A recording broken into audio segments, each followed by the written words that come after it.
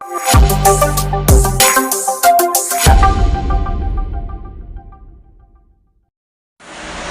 Mass മോട്ടോഴ്സിൽ നിന്നാണ് Honda unicorn വണ്ടി. Unicorn B6 മോഡലാണ്. ജനറൽ സർവീസിനായിട്ട് കയറ്റിയിട്ടുണ്ട്. സർവീസിൻ്റെ ഭാഗമായിട്ടുള്ള എൻ്റെ ബാക്ക് ബ്രേക്കിൻ്റെ ഭാഗം ചെക്ക് ചെയ്യാനൊക്കെ ആയിട്ട് അയച്ചിട്ടുണ്ട്. ബ്രേക്ക് ലൈൻഡർ കമ്പനി ലൈൻഡറൊക്കെ കിടക്കുന്നത് നമുക്കൊന്ന് ക്ലീൻ ചെയ്തെടുക്കാം. കാരണം എന്ന് വെച്ച് കഴിഞ്ഞാൽ ലൈൻഡർ ഉണ്ട്, അത്യാവശ്യം ഉപയോഗിക്കാനുണ്ട്. അപ്പോൾ ബ്രേക്ക് ഹബ്ബൊക്കെ ഒന്ന് ക്ലീൻ ചെയ്ത് റീസെറ്റാക്കി എടുക്കാം. ടയറിൻ്റെ കണ്ടീഷനായാലും പുതിയ ടയറാണ്, വലിയ പഴക്കമായിട്ടില്ല, ടയറുണ്ട്. അതേപോലെ തന്നെ ചെയിൻ ചെറുതായി ലൂസ് ഉണ്ട്, അത് നമുക്ക് ടൈറ്റ് ചെയ്തെടുക്കാം. പിന്നെ അതേപോലെ തന്നെ എയർ ഫിൽട്ടർ നമുക്കൊന്ന് ക്ലീൻ ചെയ്ത് കയറ്റാനുണ്ട്. കമ്പനി ഫിൽട്ടർ തന്നെ കിടക്കുന്നത്, ഒന്ന് ക്ലീൻ ചെയ്ത് റീസെറ്റ് ആക്കാം.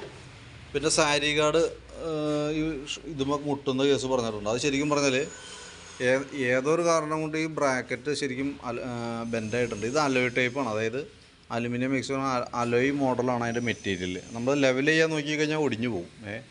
അപ്പോൾ ഒന്നുപോലെ നമുക്ക് ചെയ്യാൻ പറ്റാന്ന് പറഞ്ഞാൽ ഇതിൻ്റെ ഈ ഫുട്രസ്റ്റ് ബ്രാക്കറ്റിൻ്റെ ഉള്ളിലെ ഭാഗം കട്ട് ചെയ്തിട്ട് ആ ഒരു പീസ് ഇപ്പുറത്തേക്ക് മാറ്റിയിടാൻ കഴിഞ്ഞാൽ കുറച്ചും കൂടി വലിഞ്ഞ് നിൽക്കും. പക്ഷേ അങ്ങനെ വരുമ്പോഴത്തേക്ക് ഇതിൻ്റെ സ്ട്രെങ്ത്ത് കുറയും. പിന്നീട് ഈ ബോൾട്ട് പിടിപ്പിക്കുന്ന ഭാഗം പൊട്ടിപ്പോകാനുള്ളൊരു സാധ്യത നിലവിലുണ്ട്.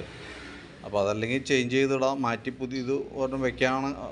പിന്നെയുള്ളൊരു ഓപ്ഷൻ എന്ന് പറഞ്ഞാൽ മാറ്റി പുതിയത് ഒരെണ്ണം വെക്കുക, അതാണ് ചെയ്യാൻ പറ്റുക. അപ്പോൾ എന്തായാലും വേണമെങ്കിൽ എന്തായാലും ഇത് മാറ്റിയാലാണ് 100% ക്ലിയർ ആവുള്ളൂ. അപ്പോൾ അങ്ങനെയാണെന്നുണ്ടെങ്കിൽ വേണമെങ്കിൽ ജസ്റ്റ് ഒന്ന് കട്ട് ചെയ്ത് ഇപ്പുറത്തേക്കൊന്ന് മറ്റേ ഒരു അല്പം വ്യത്യാസം വരുത്തും. നമുക്ക് ഏകദേശം ഒരു അര ഇഞ്ചോളം ഇങ്ങടേക്ക് മാറി നിന്നോളൂ. അതാണ് നമ്മൾ ചെയ്യാൻ പറ്റുള്ളൂ. ലെവൽ ചെയ്യാൻ നോക്കിക്കഴിഞ്ഞാൽ ഇത് ഇവിടെ വെച്ചിട്ട് ഒടിഞ്ഞു പോകും സംഭവം കേട്ടോ. കാരണം ലെവൽ ചെയ്യൽ നടക്കില്ല. പിന്നെ ചെയ്യാൻ പറ്റുന്ന ഈ ഒരു കേസുള്ളൂ, ഈ രീതിയിൽ ചെയ്യാനേ പറ്റുള്ളൂ. പിന്നെ അതേപോലെ തന്നെ എഞ്ചിൻ ഓയിൽ മാറുന്നുണ്ട്.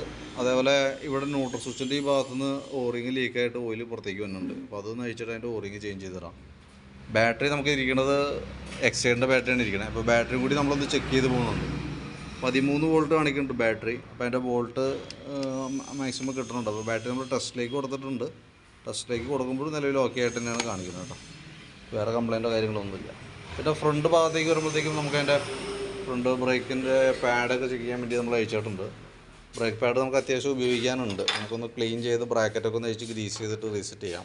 അതേപോലെ തന്നെ ടയറിൻ്റെ കണ്ടീഷൻ അത്യാവശ്യം പുതിയ ടയറാണ് കിടക്കുന്നത്. പിന്നെ സ്പാർക്ക് പ്ലഗും കൂടി കൂട്ടത്തിലൊന്ന് ക്ലീൻ ചെയ്ത് കയറ്റാം. ഇത്രയാണ് മെയിനായിട്ടുള്ളത്. സർവീസ് സംബന്ധമായിട്ടുള്ള വർക്കുകളേ ഉള്ളൂ. പിന്നെ വാട്ടർ സർവീസ് ഇതൊക്കെ പറഞ്ഞാണ്. സാരി കാർഡിൻ്റെ കേസ് നമ്മൾ ഈ പറഞ്ഞ രീതിയിൽ ആ രീതിയിലാണ് നമുക്ക് ചെയ്യാൻ പറ്റുള്ളൂ. അല്ലാണ്ട് ചെയ്ത് കഴിയുമ്പോഴത്തേക്കും നമുക്ക് ലെവൽ ചെയ്യാൻ നോക്കി ഒടിഞ്ഞു പോകും. അപ്പോൾ ഞാൻ എൻ്റെ ഏകദേശം ഒരു എസ്റ്റിമേറ്റ് നോക്കിയിട്ട് എൻ്റെ ഡീറ്റെയിൽസ് കൂടി ഒന്ന് വാട്സാപ്പിലേക്ക് ഒന്ന് സെൻഡ് ചെയ്തിടാം. അപ്പോൾ നോക്കിയിട്ട് വീഡിയോ കണ്ടേന്ന് നോക്കിയിട്ടൊന്ന് റിപ്ലൈ ഇട്ടേക്കാം. വാട്സാപ്പിൽ തന്നെ റിപ്ലൈ പറഞ്ഞാലും മതി. ഓക്കെ.